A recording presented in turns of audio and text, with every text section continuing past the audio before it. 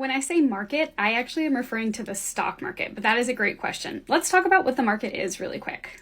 Hey, I'm Rachel. I was able to retire from the corporate world at the age of 36 because I was investing really aggressively in index funds inside of the stock market.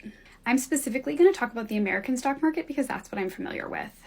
Basically, as a way of raising money, making money, companies will sell tiny portions of ownership in their company in exchange for you to give them some money. So if you buy a share of Apple from Apple originally, you would be giving Apple money in order for them to let you be a tiny partial owner. But a lot of folks choose not to buy individual shares of companies, myself included. I only buy mutual funds and ETFs, exchange traded funds, which are pretty much the same as a mutual fund. They're a little different, but it's not important. So if you're totally new to investing and you're interested in getting some money into the stock market, one of the safest ways to do that is by buying what's called an index fund.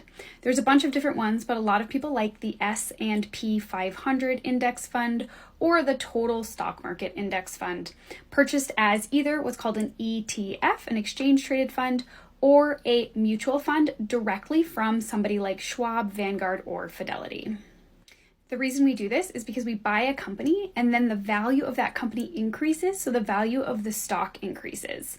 That way, you're building net worth without you personally having to do anything. In other words, you just make money by simply having spent the money to buy the stock in the first place. Also, a lot of these companies give you what's called a dividend, which is when they give you back a little bit of the profit they made that year. I reinvest all of my dividends, so I get the dividends and I just use it to buy more stock. It's a really great way to make money without having to do anything, and you can automatically reinvest your dividends. If you have other questions about this or more specific questions about the stock market, just drop them in the comments below. I'm going to be answering a bunch of questions this weekend. Follow for more.